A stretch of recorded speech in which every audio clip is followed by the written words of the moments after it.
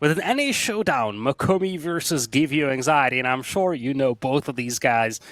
We've met them before. So yes, we have. That was a fun time back in what was that? The King of the Rockies, right? Last year. Indeed, awesome guys. And we have what looks to be a very classic Civilization matchup over here.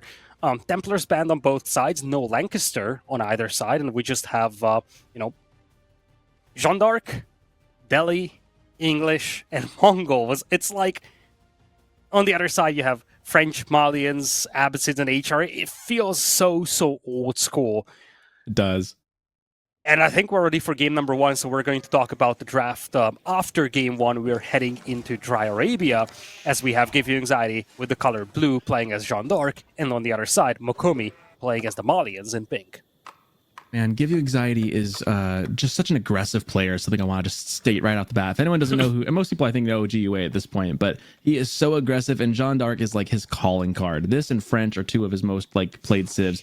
So we expect some high octane aggression into Feudal Age, I bet, from him. He's not going to let Malians off the hook. He knows he's on a window, and he is going to do his darndest to take him out early. Yeah, and let's be honest. You mentioned French, Jeanne d'Arc being one of the go-to civilizations for GiveUAnxiety. French was banned by Mokomi, so I think it speaks for itself that Mokomi knew fully well that French is going to be a priority pick for GiveUAnxiety. GUA is also known from the very early days of AoE 4 to be a big longbow rusher with the English. I remember, even when it went out of meta, he was still a longbow rusher with the English. I think he's trying to keep it meta. Yep. Exactly. He's the kind of guy that doesn't like to play games beyond the 20-minute mark. He's going to try to play super aggro and feudal, and I wonder if that's going to be the game plan going into this series as well. Yeah, I bet we'll see a lot of Donzo and a lot of Knights coming in here. I wonder if GUA has incorporated pro scouts into his play at all. I haven't seen him play enough to know that, but I do know that I do know to expect Knights in a lot of them. So it should be a really fun matchup here. Again, really interesting, pretty good spawn here for Mokomi. He's got gold in the back, pretty easy. He could easily wall that corner down there and have all that deer secure and all those gold and the berries. He's got a pretty good spot. He got the one wood line. His second wood line is pretty far forward. And then GUA, I don't think he's as concerned about his spawn. He's got his gold on the side there, and he's got his stuff that he needs. He's going to probably have quite a bit of map control early, though, so I don't think he's too worried either way. Let's see Joan of Arc there, mining the gold as she should. And School Cav, there we go, right on cue. Pretty good timing there from GUA on that. Popping it down right at like 229.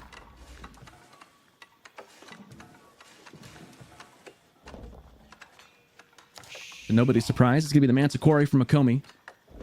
Mokomi tends to be a pretty good, from what I've noticed, he's a pretty good economy player. He really likes to kind of play more of the boom. He can get aggressive if he needs to. He'll play to what he needs to do. But he's definitely big on, you know, setting up his base, getting secure, trying to play clean and not make any mistakes. But I'm curious to see how GUA will handle that. Because, I mean, Mokomi knows that GUA is aggressive. Like, they've played each other before. We mentioned they played a King of the Rockies against each other. They'll know this matchup, and they'll know kind of what to expect of each other. It feels like this is one of those games where there's kind of a script and everyone has their roles, and we just got to see how they play it.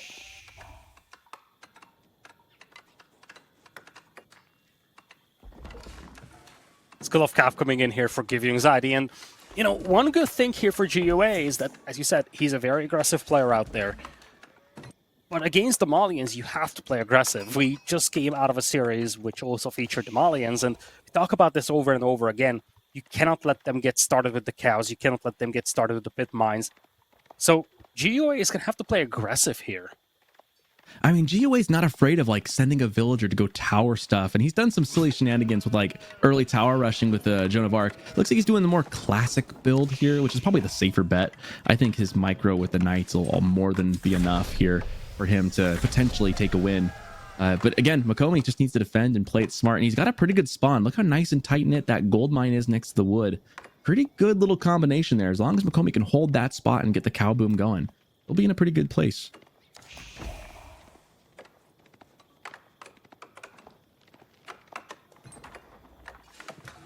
First Knight in queue.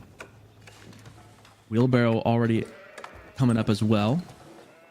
And then the other question is, what version of Jeanne d'Arc do you go for? What route do you take? Do you take the melee or do you take the archer? I think I lean towards her going for a melee build just because I think of the Donzo. Yeah, And I'm I don't thinking want her. melee I too. wouldn't want her to get. I wouldn't want her to get countered by the Jav throwers either. If she Yeah, goes for that's the archer, the then thing, she takes right? the Like, bonus. you need something that deals both with Donzo and javelins, and I think if you go archers, the javelins will just make minced meat out of you. And when it comes to the Malians, it's always Donzo javelin in Feudal Age, and then later on they might just pivot into sofas. But I would think we're looking at a melee Jean build here. Yeah. GOA, quick to grab all those eco upgrades. He's got the specialized pick. He's getting I think the first one's called fertilization, getting ready right there. Already got wheelbarrow. Joan of Arc, let's see. Going for the archer. Well, call that the caster's curse. We were sitting here saying the melee makes more sense, but GOA says, nah, you guys don't know what you're talking about. We're going to go for some archery. He's going for the Robin Hood style Joan of Arc.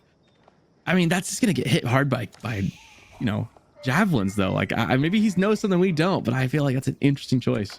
Well, the unique ability one shot is powerful, though. So if you kite this well, it could be a factor. What? That's a new feature. Wait, boars fight what?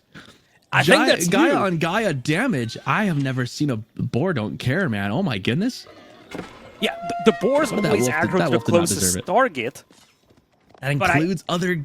Will it do that to deer as well and sheep? Like, okay, that now would I've be got to go home interesting and to look test. at. I got to go home and test a lot of things. I have never seen the boar go nuts like that. Is it rabid? Like, what was wrong with it? That's so funny. Yeah, I don't know. Like, I've never seen that before, but I don't know if it's because I've never seen a wolf being next to a boar as the boar got aggroed, or simply because this is something that's actually new. Maybe. There's a saying in baseball that like there's 162 games in a season, and so they play so much baseball every year, but the saying goes you'll always see something new at any given baseball game that's never happened before in the history of baseball. You'll see something you've never seen before. And sometimes I feel that way about AoE. Sometimes you can play the game and think you know how it plays out. You know the interactions, then you see something like that and you just kind of go, huh, I have never in my life seen that before. Anyways, these knights though chasing down the scout along with a horseman. Trying to get some early XP for Jeanne d'Arc. It's call. double stable in the Yeah. range. So classic GUA aggro build. Now, if you're GUA, one thing that you can do is try to harass the wood line. If you can get line of sight on it, you can use Jean to just fire over the wood line and hit the villagers. That would be a reasonable way to go. I love the walls though from Mokomi. He knows fully well that at the beginning, he just needs to slow GUA down. It's a big investment though, walling all the way to the edge of the map. It is, but it's not that costly, right? The question is, can he get it up in time? And it looks like GUA is already on top of it. Gets in there just in time. This is a very critical moment here for the game. If he can keep this wall open, that spawn back there is incredible. There's so many resources in the south corner of this map. If Mokomi can secure that, he's going to be a lot more comfortable. GUA, I kind of wonder, like, at what point, like, you could bring a villager over and tower the edge of that wood line and really secure it, because wood is essential for Mokomi and for Malians. If you can deny that, the other one's much easier to deny, being kind of on the north side. You see an engagement here. Donzo getting hit by the sacred shot. Nice micro there by GUA. Almost good micro, yeah. Good micro on both sides, backing, kind of playing a cat and mouse game back and forth. That wall, little gate, just enough to kind of give them some leeway to run away to. Yeah, more knights are on the way, and Donzos are nice and cool, but I think this is a good rule of thumb. When you have the same amount of spearmen as you do have knights on the other side, that's usually favoring the knights, especially when you have a couple of archers accompanying them. And I think one problem that Mokomi has is the lack of javelins. He doesn't really have anything against Archer Jean, and he doesn't have anything against the incoming archers either.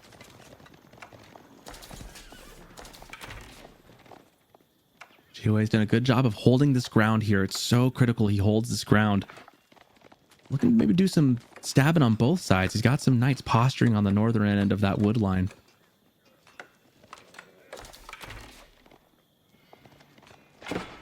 Archers coming in finally. They're a lot slower than the knights. Also more risky to lose them. There's not too many javs though, just a couple. Mostly it's just the Donzos on the field for Mokomi. Jeanne d'Arc, ooh, she's getting a little low on health there. Walks her back out. Knights can only just posture. This is such a tough spot to be in right here. It's so critical that GUA gets some value out of all this, because right now Mokomi's just happy just defending. Pushing out from his base. Here's the critical heal from Jeanne d'Arc. Archers taking the shots from the jabs, still alive.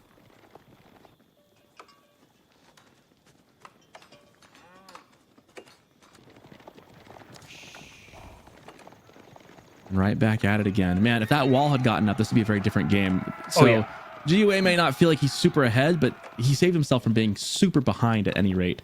Having that open is just so critical here. He's got 9 knights. This build-up is actually a lot more rapid than I anticipated, and I think this is a big factor here.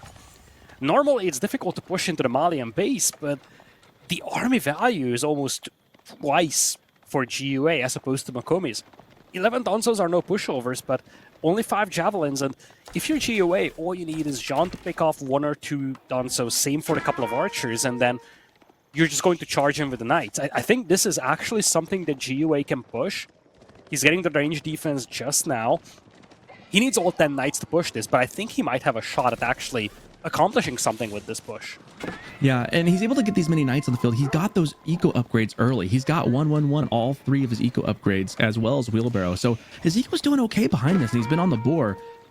So he's able to posture like this and have this military. He just needs to make sure now, and if anyone can do this, it's going to be GUA. He's got the micro to manage this really well. He just needs, it's just a cat and mouse game. And Mokomi knows it too, and they're playing it to perfection. It's really kind of fun to see this. As the cow boom is underway, that's a lot of cow meat. If the window is still gonna get closed eventually, if Mokomi can hold long enough, getting into castle age would be pretty dangerous, because GUA's not particularly close to a castle. Granted, neither is Mokomi, but that cow boom will start to snowball and ramp up. Yeah, I wonder, like, at some point GUA is going to have to commit to this, because the clock is ticking. You have the passive resource income from Mokomi. He's building up the cattle. I love the little push, though, and I love how he's stretching out the defenses of Mokomi. He doesn't want to fight in those choke points. He's looking for opportunities to stretch out the defenses.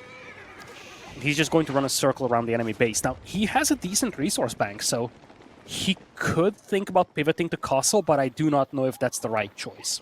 Well, it's not the very Mokomi choice either, really. Mokomi definitely wants to keep and be aggressive. He's done a good job of that so far. Poking product. I'd almost love to see a tower on this wood line again. I really wonder if he could get that built up, if that would help secure his position. It'd be super risky to do. Maybe not worth it at this stage. Those knights still running around the backside. A lot of Donzos now for Mokomi. He's up to 18 of those. But that's about the same number that GUA has in knights. And in a 1-to-1, you gotta wonder who would win. Ooh, big pickoff as Jeanne d'Arc gets sniped away by Mokomi. I wonder if GUA buys her back or just waits. He's got the gold, I think. Yeah, this is getting interesting because, Mokomi's housed. And this is one of the issues that Mokomi's facing. As you said, this game would be totally different if those wars were actually finished, but they're not. So now Mokomi's houses are being torched down. He's losing passive gold income as a consequence. And he's also, he has to rebuild these houses to suboptimal positions so that he can make more army. Any moment he isn't making army, GUA is just going to have a one-up against him. On the other side, though, Mokomi's getting ready for castle. So the clock is ticking real bad for GUA. He needs to go soon. Yeah, he needs to get some pressure. He's not going to buy a JD back. He's going to let her just come back naturally. Denying some more stuff. He's got a big mass. If he can get a good fight, it feels like if GUA can take a decisive fight here, he'll win the game. The wall now trying to come up. Jeanne d'Arc is back. Shaftdoor is kind of pushing out into the Donzo. It's such a difficult thing because you got to be really careful with those knights. You don't want to lose them. They're your lifeline right now. If he loses those, it's the game. Maybe he can make Mokomi overextend here. He's running back. Knights, meanwhile, torching the houses. No. Mokomi is indeed in the middle of a housing crisis. Oh man, this is so weird from Mokomi though. I don't think he should just pursue this. He can go into Castle Edge very soon, His food income is actually not great. Like that's one of the problems that Mokomi is facing. He's got a lot of gold in the bank, not so much for food, but now he's getting ready to click up.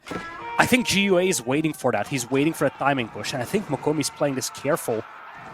It's a cat and mouse game. Mokomi wants to click up, and GUA is waiting for him to do it. Yeah, he's just, I mean, those knights have been just sitting there waiting to pounce. Gonna get another Vil kill. He's gotten 3 so far this game. And at this point, GUA is gonna be able to match the timing. He has delayed Mokomi enough. They're both gonna be in castle about the same time, and he's getting his stuff ready for a keep right there. He expunges his first gold. That is now consumed all the way, but he's got so much map control. He has the world is his oyster right now. Royal Institute comes up, and that is the right choice. This is the right choice. When you have that many knights on the field, getting the Royal Bloodlines is worth it here. Grand Fulani Corral is coming up as well, so the cow boom is just about complete. JD is back with her posse of archers, and this is where things get incredibly interesting. Oh, the walls are complete, so now GUA cannot push his opponent, but at the same time, don't forget, there's a 10 villager lead for GUA. Sure, a lot of passive resource income from Mokomi, but at the same time, look at his pit mine, for example. Most of the houses are not there anymore, meaning that he doesn't actually have the maximum gold production potential out of these. It's actually only 300 gold per minute for Mokomi. He isn't really making gold units right now, but this could be a problem when he wants to make a switch.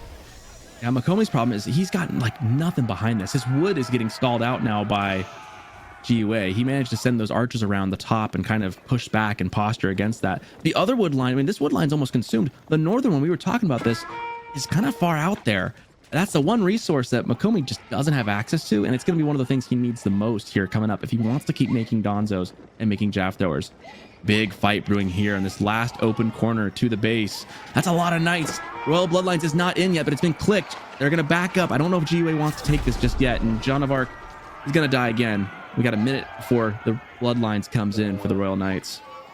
Yeah, probably a good retreat here, because you want to make sure you take this at a full castle strength. Yeah, this is definitely a position where you pull back. The Royal Bloodlines deck takes a long time to research. Now, I love how he's still proking and prodding, but he needs to make sure he doesn't like throw away all the knights here. Yeah, he's at the same diving time, in. If he gets Royal Bloodlines, I think he can fight this head on, and I absolutely love how he's intercepting little reinforcements. Some of the dancers getting picked off. GUA is definitely leveraging that mobility really well. Yeah, those knights aren't even veterans yet either, so both techs are coming in around the same time. These knights seem tough now. They're about to get real tough. The question is, will they survive long enough to... Oh, this is dangerous. It's coming right to it. Veteran Seek hitting right about now. So that helps a bunch, and Royal Bloodlines in a second. He's going to torch through that with just enough time to get out of there. With only one knight giving his life for them to escape. And Royal Bloodlines is just seconds away. The reason why this is huge is because the archers could get away, though. Like, the whole army of Mokomi were chasing the knights. The archers got away for GUA. It's getting the veterancy now for them. Now, the problem for GUA is still the same as usual against the Malians. You need to have something against this fully turtled up economy now, because Mokomi is now fully walled. He's got the cattle boom going. He has rebuilt the houses for the pit mines. If you're JD, you can capture the sacred sites. If you're GUA, you could also get some monks out, which is something he's doing right now. Get the relics. But you still need to find a way to hit the eco of Mokomi at some point. Yeah, I wonder at what point, like, if he can get enough XP. Joan of Arc is almost level 3. That'll help. Getting some men-at-arms in here would be really helpful. I'm curious what choice he'll go with on this. Knights have to kind of run away. A lot of Donzos. There's not a great answer with this, because the Javs, he's got the archers, but the Jav throwers come right behind to counter that. So at this point, like, men-at-arms would be a pretty good combo before Mokomi can get Musafati out. So if he can maybe do that and get some men-at-arms to frontline for just a second, he could really do a good flanking push with these knights, as we see them posturing right now by the sacred site. Waiting for canted saddles now, getting an extra charge bonus potentially for his knights. JD is almost there. I feel like GUA's waiting for her to get level 3 before diving in. That and cantled saddles and the range defense. I love how he's kind of trying to bait Mokomi into moving to mid-map. I don't think he can take this fight in the base of Mokomi. You just don't want to like fighting in those narrow choke points. So I think he's trying to pull Mokomi out to the open map and then just swing around and annihilate this army. That's probably the plan. the plan. Archers are just not moving up, though. So GiveUA is taking a very, very calm and collected approach to this. Maybe too calm. Because, again, there is a moment where this whole thing flips and starts favoring the Malian unit spam. Yeah, that mass is looking almost critical from Mokomi. And you worry that maybe he's being a little... And this is unlike GiveUA to be too cautious normally. But if he can, it's going to come down to these last upgrades have kicked in. Jono is like right there. I feel like if he could just snipe a couple more units and send her in with the men-at-arms, he'd be fine. There's no Musafati on the field. There is a couple Sofa. They've seen a slight Sofa change from Mokomi. I wonder if he's doing that just to raid. Looks like it. Maybe trying to poke at the eco back. That's a smart call. It's a classic build to transition into Sofas once you get to mid-Castle Age with the Malians. It's going to take some time for him to do that.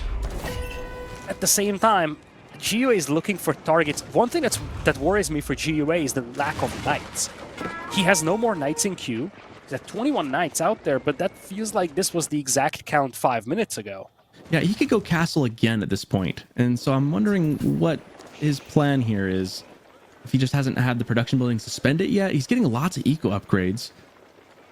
I feel like the window is starting to get dangerous. It may be an Imperial play. He's kind of a ways off, though. I just do not see the reason for him. Okay, now he's queuing more knights, but he hasn't queued knights for a while, and he's floating 1,200 food. That, to me, screams as if he's trying to preserve food for something, and the only thing that he would preserve that much food for is Imperial. Yeah, it's not like he's got Guildhall to get there. You know, Red Palace would be pretty dang good. He's getting in, trying to torch some stuff. Knight's kind of poking pride, trying to keep him in his base.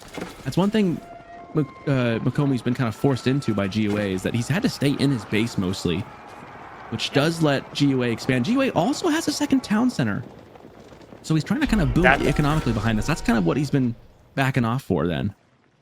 Yeah, I think he's actually legit going Imperial. And if he Red Palaces the front, it's going to be difficult for Mokomi to punish him. As much as we always talk about the Malian power spike in mid-late Castle, it actually starts falling off once you get to late Castle and early Imperial. So this is the best window that Mokomi has right now. GiveUA is sitting on 4 relics, 3 sacred sites, and a potential Imperial. If he gets to Imp and drags this game out, it could swing back to JD's favor against the Malians. Yeah, we see Mokomi has swapped over to some stone. Somewhere he's getting stone, so I wonder if he's thinking about maybe some defensive playing here long-term in the game. It feels like, yeah, we're going to be moving into an Imperial Age game here in just a bit, as GiveUA has the gold, just needs to double up on the food. Yeah, the food is going to be... the food is a problem for him in general. 800 food per minute. I think he's still in the process of the farm transition. And this is the problem. If you float resources for this long, you're prone for a timing attack. And this is the timing that the Malians want. 200 population. You've left them alone for too long. They've started spamming units. And it's... You don't even have a lot of different units out here. Just a handful of javelin throwers plus a couple of archers. But really, it's all about the 75 Donsos for Mokomi. Yeah, JD goes down here. Knights and stuff. Again, it's... Immediately buys her back. Ooh, that's an expensive pull. I feels like GiveUA had this game where he wanted it and then sat back a little too long. He got all those upgrades and I kind of wanted him to push in then. He didn't. I wonder if... And he didn't even go for the right... He's gone again for the Archer Joan d'Arc. He didn't go for... Actually, no, he did go for what I thought. He sends the men-at-arms. Champions coming in. Big fight in the middle. Knights diving in right on top of the Donzos. Can we get the heal from Joan of Arc? There it is. Yes, we do. Good timing on that, but is it enough? Units, don't forget that. It is. Is it enough, though? I think... Ooh, it's tough. The archer mass behind this. GiveUA has a lot of range mass behind this fighting. Lots of knights have gone down. The destroyed value is in favor of Mokomi. It's mutual annihilation. It's pretty mutual, yeah. It's pretty even. The problem is that GiveUA does not have the resource income for a second wave, and that is why Malians are so lethal.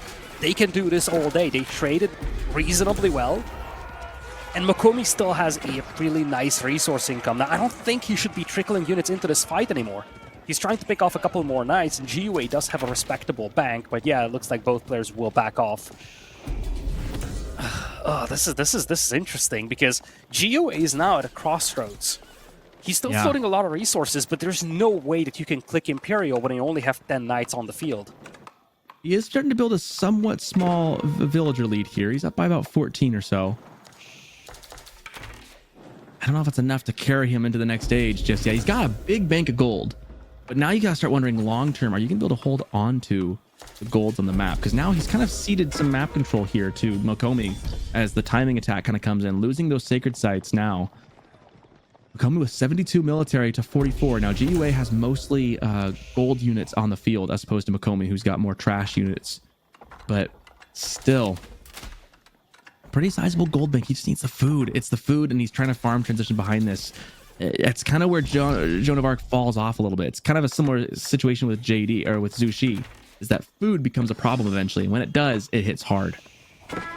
Yeah, I agree. I think the problem is that farm transition is always something that leaves you vulnerable, and that's why Malians are such a powerhouse in Castle. They already have their food transition.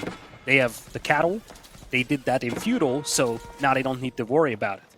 And really, all that Mokomi needs to do now is just keep attacking while GUA is in the middle of an eco transition. Yeah, this is really good heads-up play from Mokomi, just knowing the situation he's in and playing it really, really well. Now, this is a scary charge from GUA. Mokomi's backing away. He probably could, probably could take a brace right there. Does. Gets a knight or two for his effort, but lots of XP coming in. Joan of Arc is almost to level 4. And once he can get some siege, maybe he could start outmassing and sieging Mokomi back, because those cannons are going to hit like a wrecking ball. I don't like this fight for Mokomi, though. He doesn't have his whole army right here. He does have poison arrows, but this is not his whole army, and the front line is just lacking. He's still facing a lot of knights, and Danzos would be at least reasonable to provide a front line. GUA is going to mop this whole thing up, and I think this is the momentum switch that GUA has been waiting for. Well, on top of that, Joan of Arc is now level 4. The Markswoman has entered the field of battle. The knights are mopping up everything. Even a couple Donzos aren't enough anymore. Poisoned arrows, enough to make him retreat and sit back for a second. I almost wish he'd just keep up the attack. He's got what he needs. That scary hero unit on the field. However, in the back, Mokomi is trickling some damage. 16 villager kills now for Mokomi. He's done some serious damage. Now, thankfully for GUA, he's got 2 town centers. He can absorb that, but he needs to keep the foot on the. He needs to keep the pedal to the metal right now, because this is his moment. The tempo finally swung back to GUA. Was looking really scary there. This is huge though for GUA. He's got 25 knights. I love the double down, and he's still floating resources, by the way. And we talked about this. When you have the same amount of knights as enemy spearmen, that favors the knights by a massive margin. Look at the army of Mokomi. Archers are way too squishy. Poison arrows are nice against knights, but they just die way too quickly to the heavy cav. And only 20 Donzos against 28 fully upgraded knights out here. The raids are starting to hurt GUA real bad, though. Yeah, like, he's been sitting on the farm for a while. He cannot afford this against the Malian economy. He's got some knights trying to clean it up, but they don't clean up stuff like that like a spear or two would. And so they're chasing him down, but he's losing villager after villager. Again, he's on 2 town centers, but now so is Mokomi. So really, militarily is where his edge is at. He's got the Imperial-aged Joan of Arc, but the walls are coming up for Mokomi. He knows he needs to sit back and hold. GUA, he needs to get the food to go Imperial. He's just kind of been sitting at the same amount right now. Both players sitting around 2k food a minute income. Now, Imp is a smaller buff for GUA. He has already gotten Royal Bloodlines, so really what he's getting out of this is the elite decks. So I wonder if he's just going to delay this. I think he should just go full pop with the knights and try to take a fight. Military population is the exact same, but the quality of the army is so much better for GUA. Look at that. Especially when you give the army the help of Jean's buffs as well. Yeah, she's buffing the attack speed and stuff right now.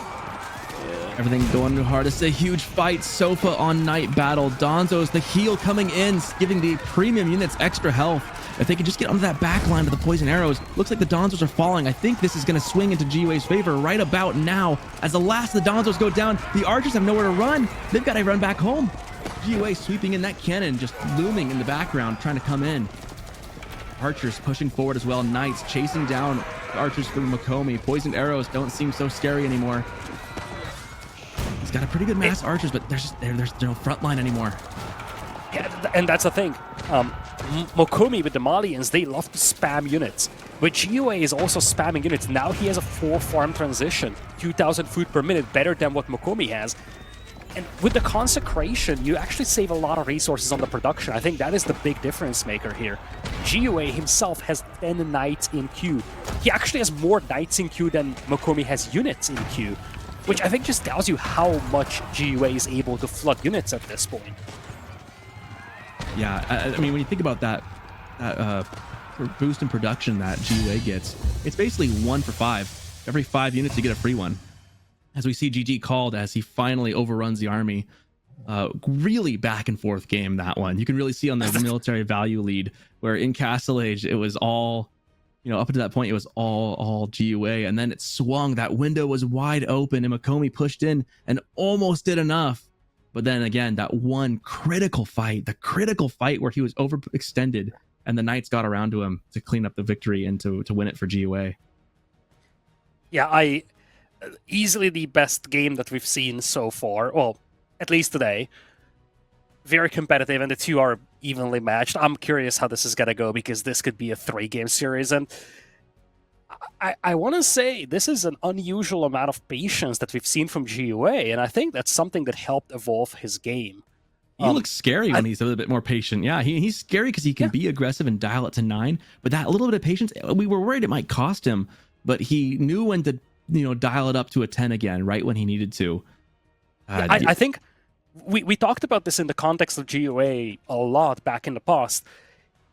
He often felt way too locked in on early game aggression, and if it didn't work out, it was all over. It was very much a win in 20 or lose in 20 type of a setup.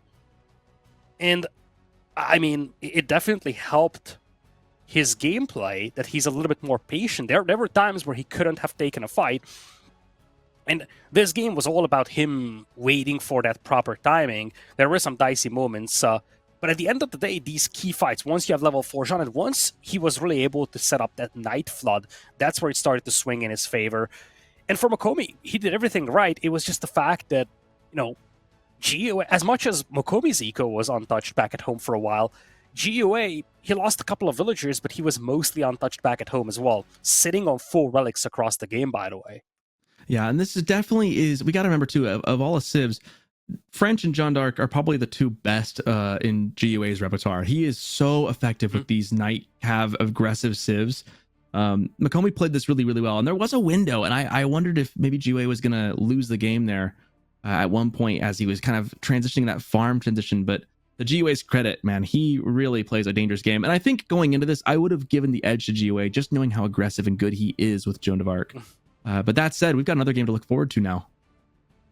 Delhi, such a change up from GiveUAnxiety. First of all, he's got Mongols and English available as well. I wonder if he's saving English for the last game. He's a big enjoyer of the English. Although, seeing how game number 1 went, I can also see Mongols with Kashik being an interesting choice for him. But Delhi is a fundamentally different civilization from what we've seen. He's going to be up against HRE on Lipany. HRE is definitely the more off-meta pick for Lipany, though. Delhi, with all the berries on Lipany, has been a popular pick for ages. But it's something that you're going to have to play in a totally different manner than you did with Jeanne d'Arc. So I'm curious how this is going to go for GUA. Game number 2, we head into Lipany, as we have GUA facing off against Mokomi. Well, maybe not. Maybe we're not going there. Magic is working its magic. Don't question it. There we go. Into game number 2. GUA, Delhi can be an aggressive civ as well. Now, whether or not that's the right call against HRE, that's to be seen. We see GUA in the purple and Mokomi down here in the blue. The teal, I should say. The classic 3-3 split from Mokomi. 3 on gold, 3 on food. Very typical build for HRE in the beginning as the scouts take to the field. Now, obviously, EGC Lipany, we got to mention, is not the base game Lipany. There have been some improvements made to the map. Make things a little less wacky and janky in some of the spawns that you can get from Lipany. Pretty nice spawn seed we have here.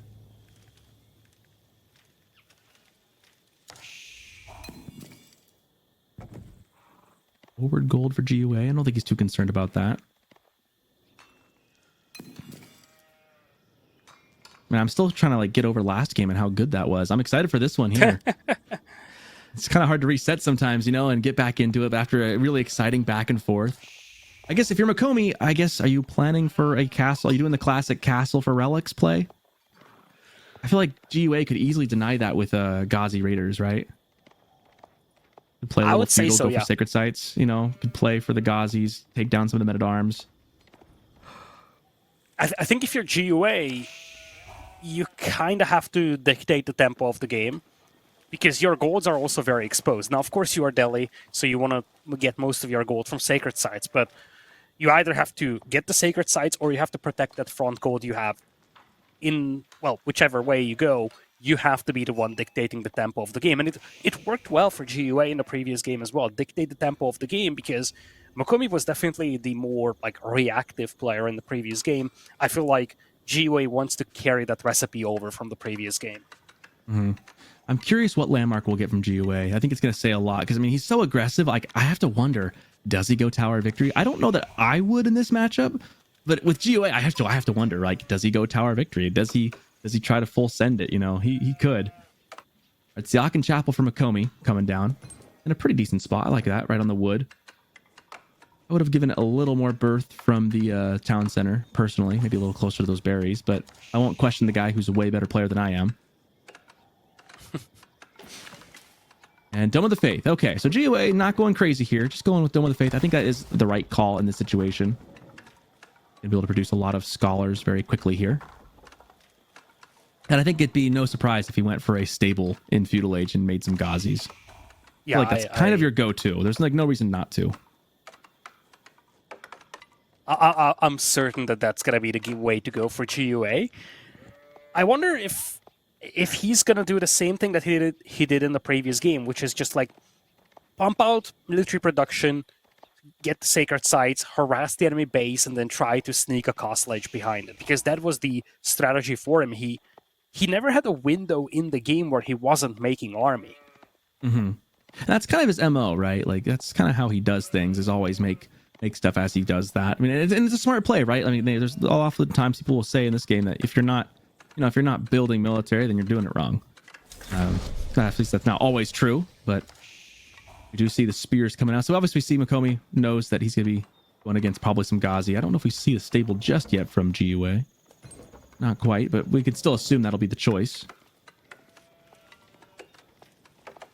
Mokomi's still on the gold. He's got 2 there. That's not a bunch. He's pulled off a little bit. It was, I believe, 3. Now he's heavy on wood. A lot of wood. Do you think maybe Mokomi's not going for a castle play? He might be playing for some feudal here. I could see him trying to just trade horsemen. Keep in mind, he's got a very efficient economy, and if he just leverages that extra food and the wood buff, he can trade reasonably well with horsemen. It looks like it's going to be a spearman play. Whichever way, it really seems like he's trying to at least contest the sacred sites and make it a little less obvious and easily takeable for GUA, but I think these walls tell you a lot. I think these walls tell you that he is looking for an early castle age here. He's also shifting villagers to gold. So he is going castle, but I do believe that he's a little concerned about GUA punishing him for it. It's not going to be a naked castle, that's for sure. We see GUA denying the deer pack being super close, trying to scatter them a little bit. It's always annoying when your opponent does that for you. It's good, smart gameplay though. Heads up by GUA to just scatter those. Still no stable out for GUA. He's not going for a fast castle.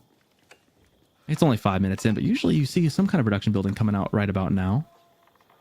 Oh, that's so weird. He doesn't have the wood just yet. There it is. Okay. It just isn't finished yet. I was gonna say, like, usually by now. Sure enough, got the stable coming up, and we got the first archery range coming up for Mokomi, as well as a tower on the gold. Yeah, he's definitely playing for another very similar defensive posture. And again, this is very indicative of both these players. Like Mokomi likes to kind of be defensive, eco-focused. GUA always very aggressive on the move.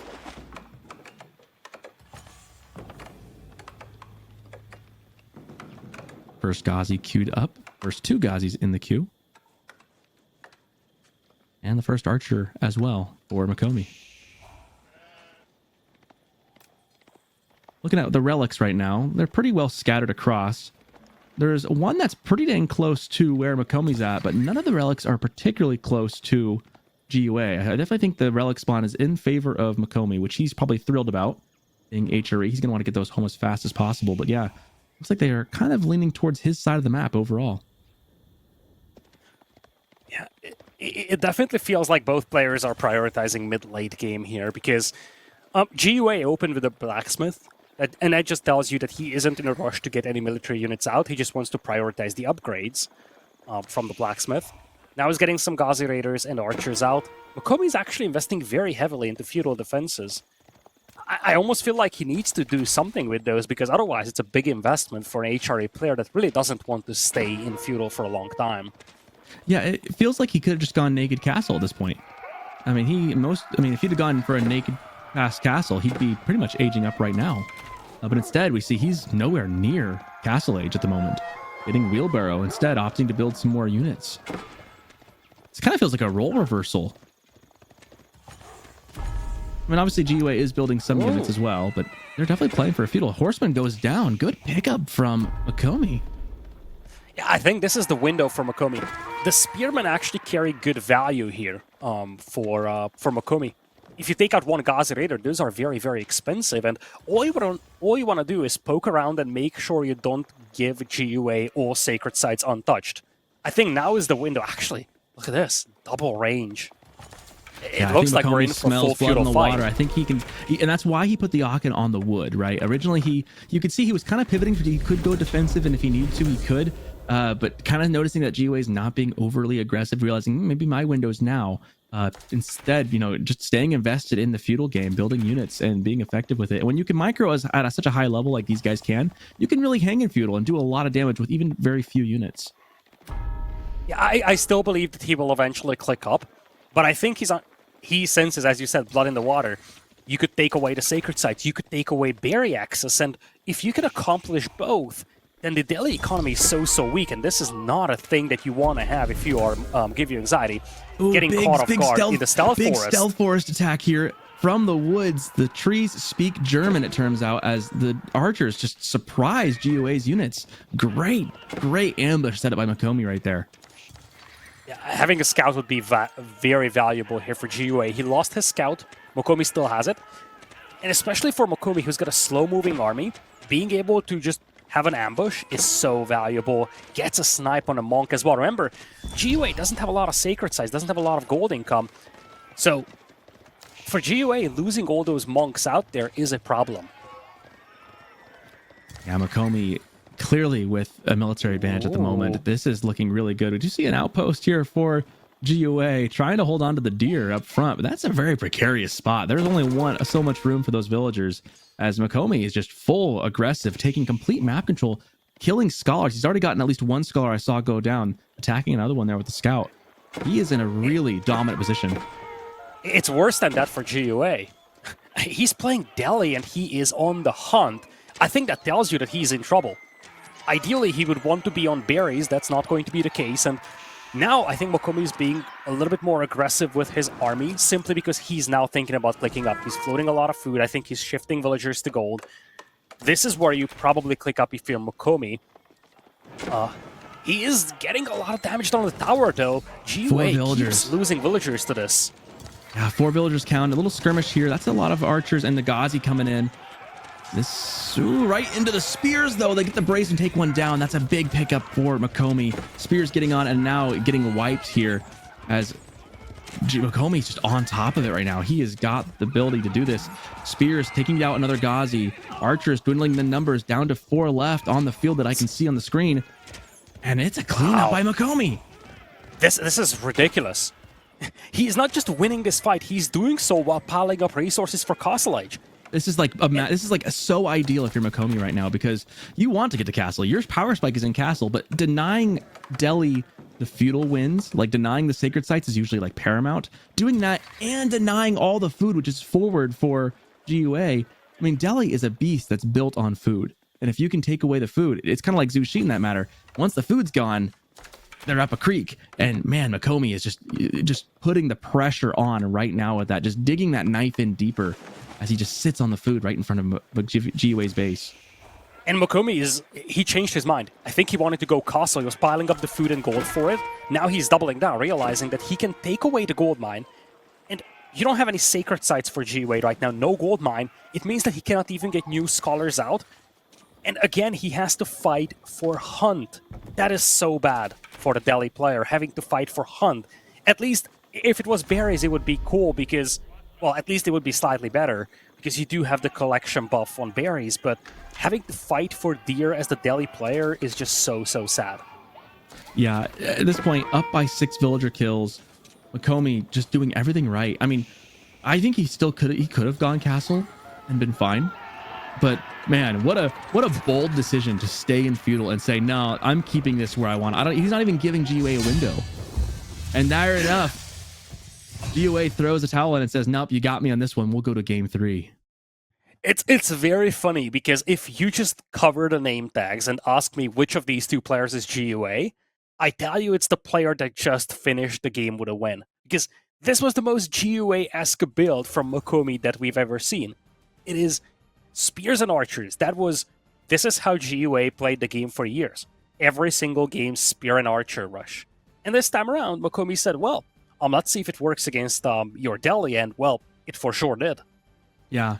It's like I say, like Mokomi, he likes to build the eco. He does. And I remember talking to him back at King of the Rockies, and that's what he told me. But there was that last little but he added to that, and he said he'll do what he needs to do to win. Like, he is willing to be versatile if he needs to be. And I think we saw that on full display. He knew that going defensive, he was ready for it. He could have done it, but he put the Aachen on the wood, which is a smart choice because it lets you be more versatile in that way. Because wood is probably the most versatile material, resource in the game.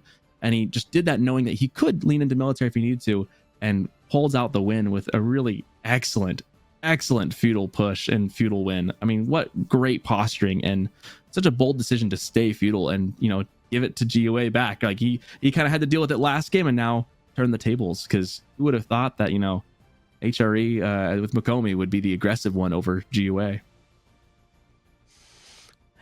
And that takes us to game number 5 here. Remember, this is day 2 of the qualifiers, meaning that if you lose here, you are totally out of the event.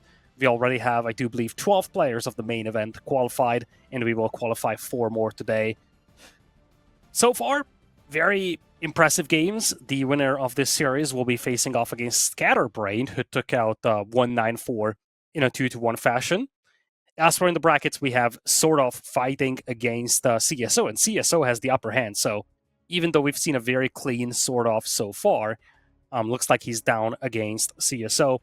SAS, as we like to call him. He's up against Starflark. Numudan has a 1-up lead against Gullyduckle. Cat and Chrysor, Myriad, and Core yet to start elsewhere in the brackets.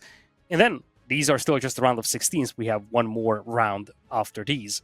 So, do we have brackets? Yes, we do. Yeah, this is the, is it? I don't know if it's fully up to date, though.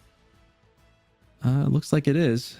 According to the man in the chair, this is updated. We got, let's see. Lies. It's not updated. I'm seeing a bunch of zeros on the boards, but this will be our bracket anyways. This will be our eventually filled out bracket. This will be our bracket. This will be our bracket, and we're looking at GiveUA versus Mokomi. The winner gets to play Scatterbrain. So for either of these players, the road to qualification leads through Scatterbrain and then CSO, or sort of, but we do have game number 3 ready to go. We're heading into the decider game between GiveUA and Mokomi. And what a classic matchup this is for both players. GiveUA with Mongols, probably one of the best players with such an aggressive civ. Again, it's just right up GiveUA's MO. Like, this is what he does. He's aggressive. He loves playing this way. And Mokomi with Abbasid, the most eco-booming of eco-booming civs. It's like these are almost caricatures of themselves. Like, they're both playing exactly to what their strengths are here. I am very fascinated to see how Mokomi deals with what GiveUA is going to throw at him on this one, because we're going the distance here at game number 3. Mokomi in the teal again, GiveUA again in the purple. Mokomi taking the northeast side of this map, whereas GiveUA going to be in the southwest. Mongols. Now, I'm curious how GiveUA is going to play this, because in the previous game, he wasn't really the one dictating the tempo of the game. It was Mokomi who did that. Now, with the Mongols, you have all the tools you need to dictate the tempo of the game, but you also have to be very cautious. If you go early aggression, in Dark Age, for example, if it doesn't work out, you set yourself back so much. So I think GUA has all the options he needs to be the tempo setter, but at the same time, he needs to be ultra cautious in terms of overcommitting to aggression, especially given that this is a decider game. So, one bad move and you are going to be out of the tournament. Little scout race going on right here as the sheep are getting gathered. So far, Mokomi's in the lead. He's gonna get that one too. Oh, nice cutoff there. Got the sheep. You know how I love some extra sheep. Nice pickup there from Mokomi early. And he might need the food later on too, especially if GUA starts ramping up the pressure. You know, this is the first time we've seen Sacred Grove today as well. Yeah, it's been the first time I've seen this map in quite some time, actually. And I'm a big fan of this one because this map reminds me a little to Gorge, if you think about it. Wide open in the middle. Well, except for the 2 tree lines. But in general, you spawn with a forest to your back. And then it's kind of an open-ish style map. When you look at the position of those gold mines, all the food deposits, it's a very, very open map. But there is still a funnel point through the middle, which could make things interesting. And speaking of interesting, GUA is walking across with a villager, dropping a tower. Wolf says no, at least for the time being. I wonder how much it's going to affect things. That mighty infantry is going to do some damage there. That could make a difference. However, it's just outside the vision of Mokomi. He's not going to see this come up on the top of the berries. You know, this map was first featured actually in Killer Pigeon's Midweek Musters number 17 and 18 was the first time this map kind of entered the tourney scene, which is pretty recent actually. Newer map. Happy to see it in. And now Mokomi sees it and sends the villagers with the torches saying, no, thank you. No tower rush today. We are closed. But in behind come the spears. That tower might not survive though. He's going to sacrifice a vill for it. Oh, what micro. What incredible micro from Mokomi to send that one back. Man, I don't know about you, but I can never get that to work. I always pick the wrong villager. I can never seem to click the right one, but kudos to Mokomi. Excellently done there.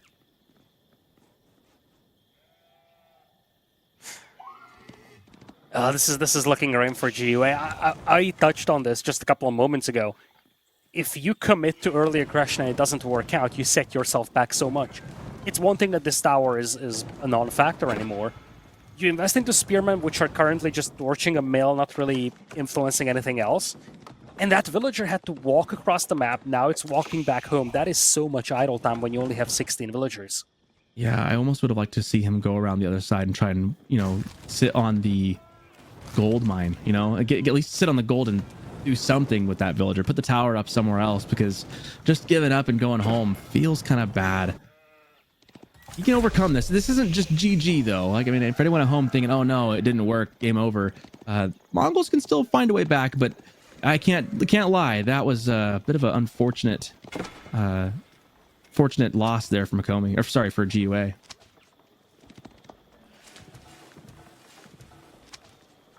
Remember when the Khan used to do way more damage to villagers? I don't remember that, and it was bad times. It was very, very bad times. Very glad that's fixed. Still annoying as he kind of walks around just slowly tickling the villagers. I feel like he's using like little Nerf bow and arrow, you know, just a little bonk, bonk, not actually doing any damage, but just you know, little bruise here and there. All right, so if you're Mokomi, I think you now slow things down. He's actually on stone. I think you play 2 DC here. Yeah, there's no reason not to. You know that GUA just set himself back so much with this tower rush. You might need to play condensed with the second TC, but actually, if you spot these spearmen being back at home, you just like go super greedy. Maybe even drop that DC on that double pack of deer to the south. That would be an interesting spot. That would be, dare I say, almost too greedy. I think that might be a bit aggressive in a spot. And you got to keep in mind, this map is interesting in that it has a little bit less stone than most maps do, kind of helping to discourage too much static defenses and stuff. So it's not the most defendable map in the world, and you don't want to lose a TC because you got too aggressive. I don't know if that's what Mokomi's going to do. I'd be pretty impressed and surprised if he does go for that double deer pack. I wonder if he'll maybe try and extend out to... Well, then again, there's not a lot of places to go with it, is there? Yeah, it's... Where else? I wonder, like, I think he could have played this 1 TC and just play super aggro like he did in the previous game, but having collected 300 plus stone, I don't think there is a way to turn back at this point. Just drop the second TC and then slow things down. That Khan is not long for this world. He is running and going down. Yeah, 2 horsemen all take, and they kill the sheep too. That was just unnecessary, Mokomi. Come on. Takes down the sheep and the con that was leading it, and GUA is gonna have to wait for his little unit to come back after some time. Mokomi just kind of posturing, killing animals left and right. And that second town center, that's more where I thought it'd be, on the gold and the wood. That's kind of what I expected, actually. There's no, it's so aggressive to put it on the deer. He's going to put it next to it. I was kind of wondering, maybe you keep it together, because Abba's okay making a confined, nice, small little base. Because he's gonna, as long as he can access the gold, and putting that is going to secure that gold vein for its entire life, as well as that wood line behind. So that's going to help him hopefully springboard into Castle Age feeling pretty strong. But GUA building some military as well. Not sure what his long-term plan is going to be now.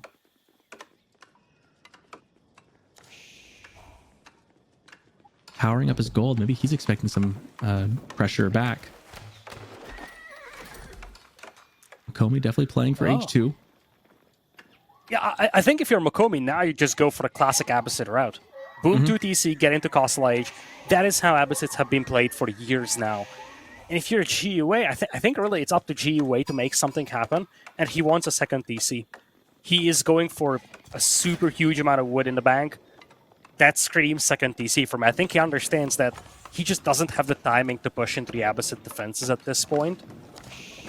Although, he just, like, got rid of a bunch of extra wood, so I mean, the jury is still up, but I just have the feeling that he wants to go for a second DC, and his only shot is to drag this game out and try to turn it around late game. Yeah, he could always try and go into trade late game. He could always, I mean, make it a couple. He could always go for 2 or 3, kind of match the TCs, like we said. He also could have maybe gone for like a castle play, but he doesn't have the resources for that at all. He's definitely very heavy on the wood, so I do still expect some kind of a TC play. That said, he is kind of moving up on the gold and the food. He's ages from castle, because maybe a castle timing can sometimes do it.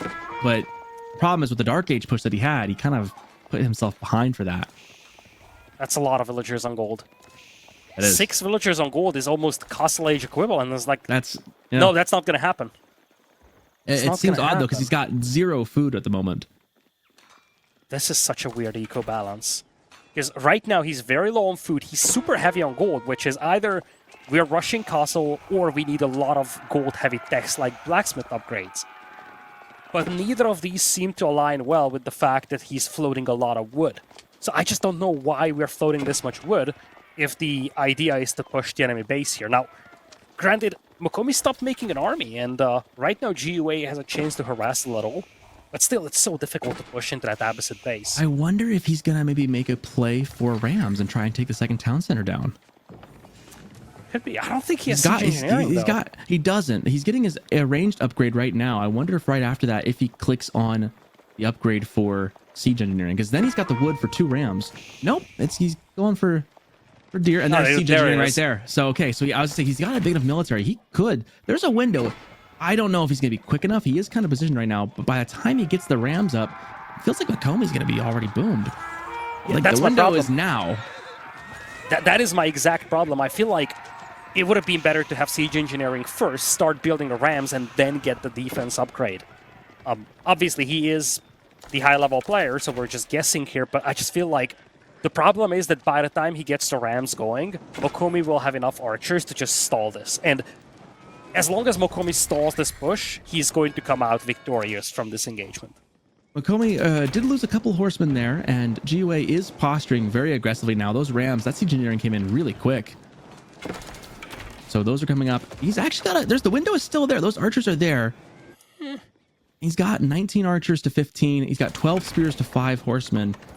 This is pretty even. The problem is the town center fire could be problematic, and that ranged upgrade is going to matter. However, Mokomi also does have the +1 as well. In comes the Ram, taking some villagers down. That's a good little pickup, just 1 extra there. But the Ram is completely exposed.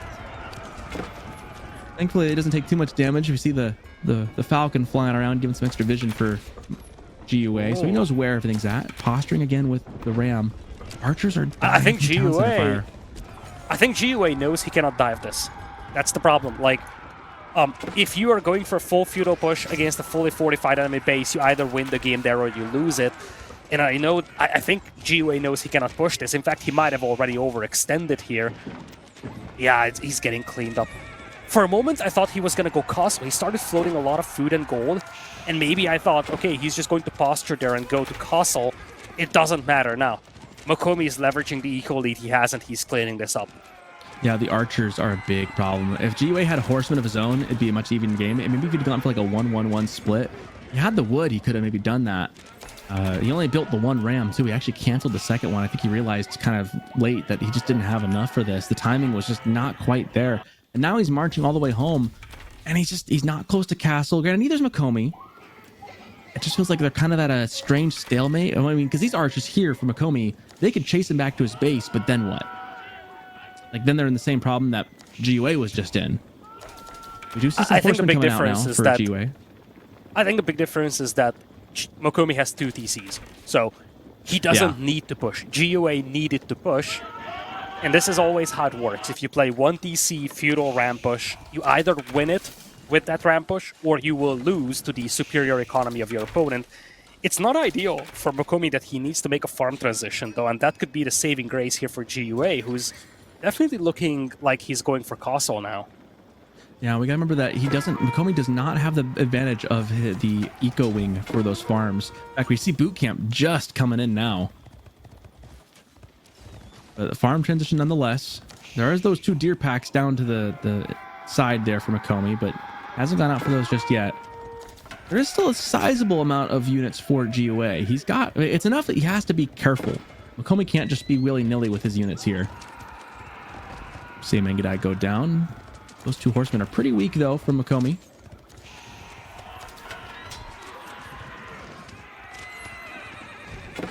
It feels like Mokomi's just got the numerical advantage here. There's a lot of spears, yes, but it feels like they're just going to kite and trade out very well. Kashik on the back line, though. Getting some hits. I don't know if they'll be enough. They're separated from the spears right now, though, so they're kind of on their own. GiveUA actually could do a pretty good job of chasing this back, but again, he's down a TC. Now it's 45-63. Like, what's his end game here? He can survive, but then what? I agree with you. I think here he definitely had a win. He pushed back these archers with the Kashik, but the Kashik are expensive, and he's down by 21 eco. So once the spearmen arrive for Mokomi, once the camel archer arrives to debuff the Kashik, it's a different story. And again, Mokomi doesn't need to do anything but sit back and chill, because he's got a substantial eco lead. So, in itself, holding your base is not enough for GiveUA, and pushing into the enemy defenses is a totally different story for GiveUA. Even 7 Kashik is not going to do much against a base fully fortified with 2 TCs. Really, the best target would be this expansion towards the Hunt, which only has a tower. Which he's heading towards right now. This could be really good for him if he can just get a lot of pickups. He needs a lot. The Kashik's getting on the archer, but the spears are right there. I wish he'd gone south instead. He's going to look for the hills. They're running for the hills. The Kashik kind of back off, though. He could have done more damage if he had pushed, but he doesn't know that. He doesn't have the vision. Khan goes down. And I just got to think that as we're watching this play out, this was not the game GiveUA wanted to have. No. He really wanted that tower rush to be kind of the central tone set for the beginning of this game. And instead, Mokomi was able to shrug that off. And now it's Mokomi who's dictating the pace of this game at the moment. Yeah, I definitely feel like GiveUA wanted to dictate the tempo of the game in a variety of ways, starting with the tower rush in Dark Age and then posturing in front of the enemy base with rams. But Mokomi was able to repel both of those, and the casualties are just piling up for GiveUA. That is the big problem. Look at the destroyed value, by the way. It's a substantial deficit for GiveUA, but even if it was neck and neck, do not forget, GiveUA is down by 20 eco. That is the biggest problem right now for him. He's going to try to go castle now, but he's lacking the gold. So he's going to get the castle down by 30 vils because Mokomi's about to click up as well. And if what wing do you go for? Do you go eco wing with Mokomi? You've already got your farm transition started. You've already got eco. He's going to go eco wing. I was almost wondering if maybe you play for like what's the other one? I can't even think of it. Not the trade wing, but the culture? Culture wing, thank you. Yeah, he opened military, so he could go culture. Yeah. But he goes eco instead, so. Yeah, with the Abbasids, you cannot rush your age up, so on paper, this would be a nice window for GiveUA to undercut that timing and just rush up his landmark. But he's lacking the gold right now. This is a nice pincer from the south, though. He's trying to push this position. Was recognized by Mokomi, and he's going to pull the villagers away. This is still the prime target for GiveUA, though. It's very clear that this expansion is what he's willing to push. Yeah, the food eco for Mokomi is just through the roof right now at 2K a minute. Look at like GUA's at barely 900. Gosh, it just feels like this is Mokomi's to lose. Big mass just kind of posturing on the deer, just eating them all up. I imagine he's gonna finish that farm transition as soon as he gets eco wing done. He is kind of exposed. It is kind of hard to keep your base safe because it's just very out in the open. But with as many vills as Mokomi has, I just don't know if GUA is going to get a window to do anything with this here. Yeah, that's the problem. And a trade is not good enough for GUA. He's not even going to have a trade. He's got 29 archers against 44. And remember, these archers also have boot camp for Mokomi. So it's like almost a 2-to-1 advantage at this point in terms of the overall army power. And Mokomi is now up to Castle Age. GUA has yet to click up. If GUA doesn't push now, he's going to fall behind in technology, and I think that might be done. Yeah, I'm starting to see that road to victory disappear before GUA's eyes. It feels like this whole game just started on the wrong foot for him, and now he's been struggling to find that road back. And it just seems like Mokomi's been turning him away left and right. Big army. Man, Mokomi, I like Mokomi's choice to not put the town center on those deer, but to then move his army out and posture on that and take the fights there. It's been a really good spot. That could have been really risky, but because he kind of did a half farm position back at home, he's been able to really hold this position very well. There's the Kurtultai dropping down right now. I don't know that it's going to be enough. It's 57 to 61 military, but he's going to need some mangonel shots or something to give himself any kind of an opening. He's only down 30 vills or so. Maybe he can get something. I mean, Mokomi's spread out. That's the good thing, is Mokomi is spread very thin, very outwards.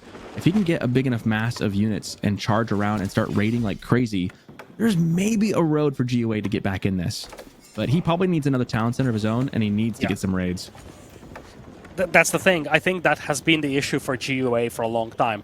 Anytime you're 2 DC versus 1, you are on a timer, and that timer keeps ticking. Now, Kurtultai is going to help offset the quantity difference in the armies, but at the same time, now he's down by 30 eco. I think if GUA gets a second DC rolling, and if he gets a couple of relics, he could still drag this game out. Oftentimes, in scenarios like this, what you can do is try to drag the game out and do what he's doing right now. Get some raids going, get some villager kills, and really just aim for, you know, dragging out the game by 5-10 minutes and try to even out the villager count that way. Now, these Keshiks are a concern for Mokomi, right? Because they just outspeed stuff. We do see the Gulam coming out. Gulam don't trade particularly well into Keshiks. They do get that double hit to start, but the spears behind it's really what's going to matter, and the crossbows. Keshik's moving away. GUA just looking for a way to get back into this. He's Castle Age, and he's got quite a bit of a bank now. So economically, he's starting to feel pretty good. And right now, food, Mokomi has like no food to his name. He's only got 300 a minute. There is a window for GUA to do some serious damage. If he can kill a bunch of vills, get some damage done. That farm transition does not exist yet. We see Mokomi moving very far out on the map, very exposed. There's a window, but GUA just has to find it.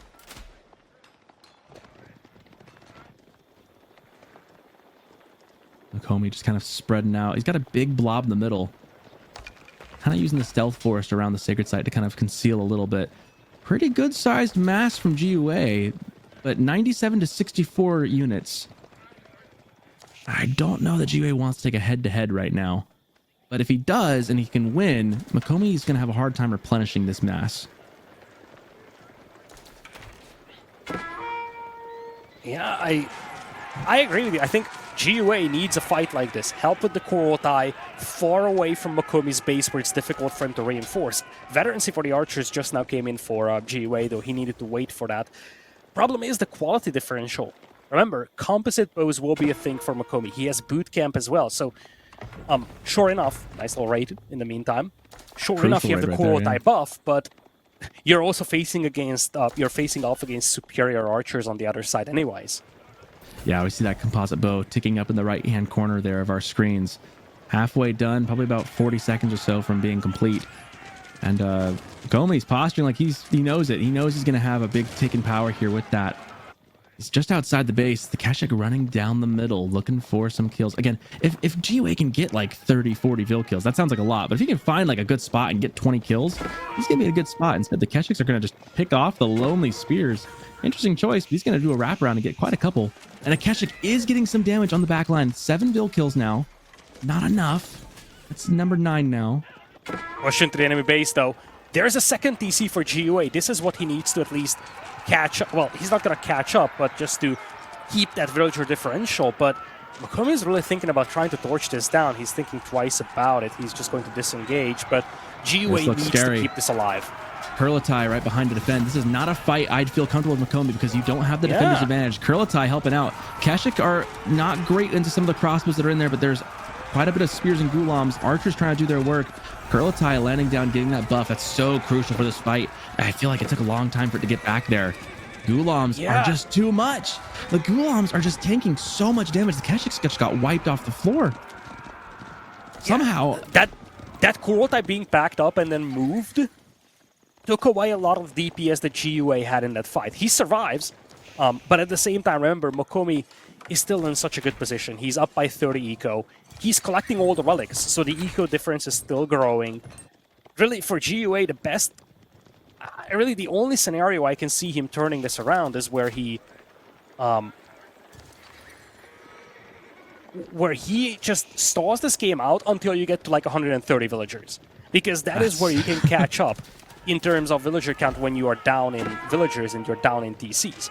That feels tough to do, especially when you don't have any gold right now. He's got 8 gold pieces in a little baggie back at home, hoping that the interest will pay off eventually.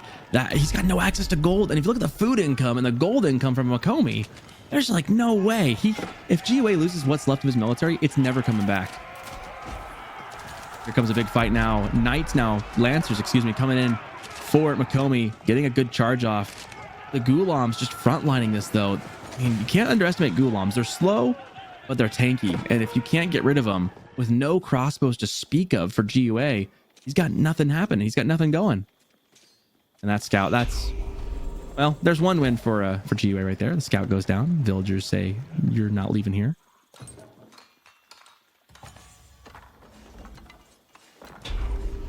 Oof, Mokomi is ready for the long haul here. He's at 200 pop.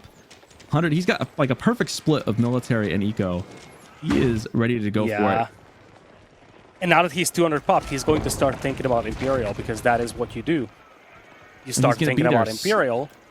In like a minute, he's going to be there because he's getting 1900 food a minute. So it's only going to take him like just a couple seconds here and we'll be clicking up.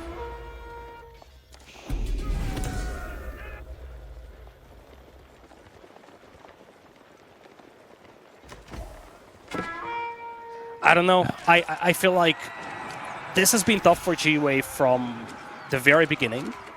And this is one of those games where I just feel like it is not for GUA to win, but for Mokomi to lose. He has been in the driver's seat for quite some time, and it would require a major mistake from him to throw this game away. Now, granted, if he loses this entire army in a bad fight, that could be one of those mistakes. So he needs to be cautious still.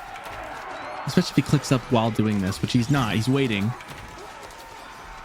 Big fight here. Kurlatai behind this. 63 to 89, and they're both castle age.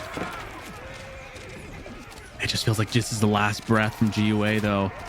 He's backing up even a little farther. If Mokomi had some rams behind this, it'd be GG's. With no crossbows he's going to click the Gulams. Imperial, though. Yeah, well, and the Gulams, there's just enough of them that you just can't take. You can't deal with them. It feels like nothing kills them when you just deal paper cuts to them all day. And here's the problem now for GUA. The best case scenario right now is that he survives for 5 more minutes and he's still in the game, which, I mean, that in itself is a grim outlook. But the walls are complete on all the flanks. Mokomi is setting up trade to the neutral trade post. There's just no opportunity out there for GUA to do any eco damage, to quickly retaliate for any slip-up that Mokomi would have. And Mokomi is now clicking up. I was really confused when I saw Culture Wing, because I was like, he's doing all the trade. That should be Trade Wing. And sure enough, he misclicked and re-clicked onto the Trade Wing instead. I imagine once that clicks up, GUA probably will throw the towel in at that point and call it. Which is, it'll be unfortunate for GUA because I think he's played really well today. I mean, that first game especially with the Joan of Arc, he played exceptionally well. It just feels like he got kind of caught flat-footed last game with the pressure from Mokomi as HRE, and now it just feels like his tower rush failed, and it's just the follow-up has been Mokomi's one of those players. He's good enough that if you make a mistake like that, he's never going to let you live it down and make up for it. And it feels like GiveUA's been trying to make up for that initial mistake from the beginning of this game, and he's done about as admirably as anyone could expect. But you just that was the difference, you know, just enough to put him behind, and Mokomi never looked back. Imperial Age on the way here. GiveUA is trying to make a pivot, but he's down by 40 population. He's still being raided, by the way. Like, Mokomi is still active on the map, but he's just waiting for that Imperial to hit. He's fully walled. I'm impressed that GiveUA has even close to the same number of vills as Mokomi at this point. The eco doesn't feel it at all, though, because he's just missing. He's not on the gold very much. He's been kicked off a lot, but it just feels like with the age up, this is more about the fact Mokomi wasn't interested in adding more. Yeah. I mean, just sitting at home waiting to get all these upgraded. Once he upgrades these into veterans, it's like getting a bunch of free units, essentially. More raids, man. It's so frustrating. You know you're behind and you're still losing more, and you just can't seem to stabilize. You're reaching out everywhere for more units and more stuff and more resources. But at this point, there's the age up, and I wonder how much GiveUA is going to hold. He's got 77 military, so maybe he thinks there's a world he can do enough damage. Because, you know, when you got that many units, you still feel like you could do something. Maybe he thinks he's got a window here, but Mokomi's been sitting patiently with his 94 units back at home. And because he's not trading units, he isn't forced to make new ones. He's actually gathering a lot of resources. He's building up a huge resource bank. Look at all the techs he's grabbing, and behind that he's still floating resources. So there is another problem here for GiveUA. Say you catch up in Imperial, which is something that he's trying to do right now. Say you balance out the population, you will still be behind in just a large amount of resources that's not in your bank. Yeah, and the walls coming up from Mokomi makes it even more difficult for GiveUA. He can't just get in there. All the units are just going to be... I mean, right when GiveUA can even be ready to click up, Mokomi's going to have all the upgrades already and then be ready to trade. And he's also built... We saw all those production buildings. So he's ready just to, you know, trade out an army and build a new one. And I don't know that GiveUA is going to have that capability here in about 5-10 seconds. Yeah, he's already maxed out. 12 archery ranges, 10 barracks. He's got everything he needs for the long haul.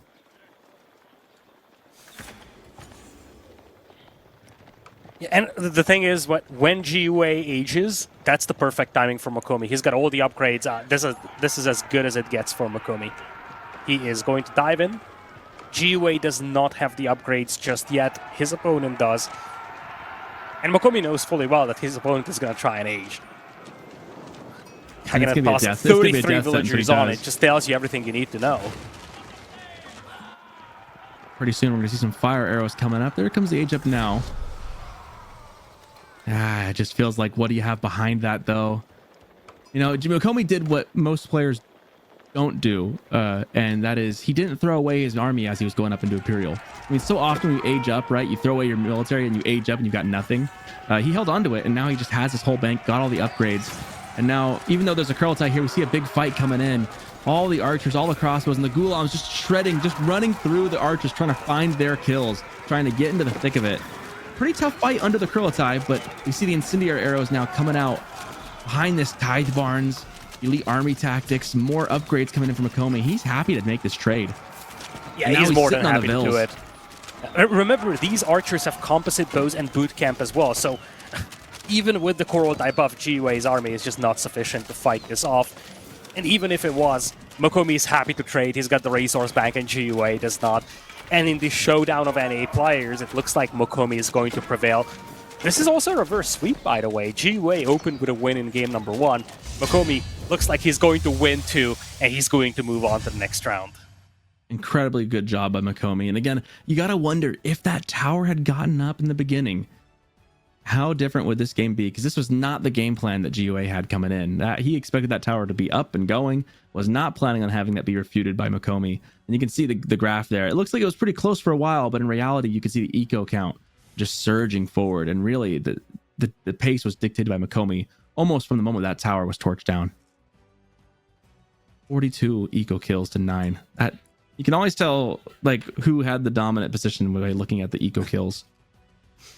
Yeah, I think it's a little deceiving though, because at the end of the day, this really came down to the fact that Mokomi was 2 TC booming, and it wasn't something that GiveUA could punish. Yeah. Yep. Well, now he just put his timing back too far, right? Because he knew what he needed to do. He wanted to get the Rams rush and get the, he had a bit of that military ready to go. But then just the one ram, as he realized that the window was already closed. Like there was a window there, but because of the Dark Age rush that he tried and failed to do, it just put him back behind enough that by the time he got to that point, the time for it had already passed. The ship had sailed.